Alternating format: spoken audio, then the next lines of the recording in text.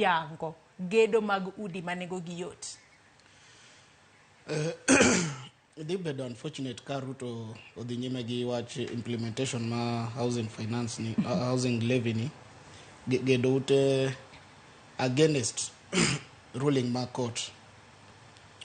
Jopiny katiba ni article 1 ma katiba ni miyo teko ne japiny. Jopiny ema nigi teko mang'eny moloyo kata president no.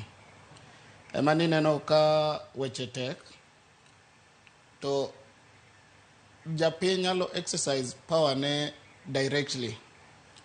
Wanyalo timo ng'anyo. Japiny wanyalo timo ng'anyo moro mapek makoro tamo kata Ruto tayo serikal kaka notimore higa mokalo. Ng'anyo en one of the way of expressing your displeasure gi wach serikal.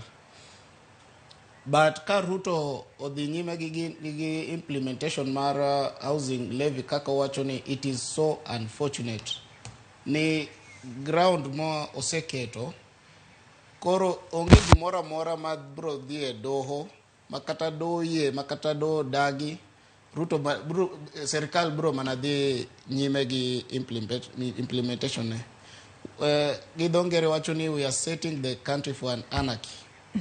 Nikech an be an japiny abo bedo gi case kata e doho anyalo kata timo ni kata anyalo negi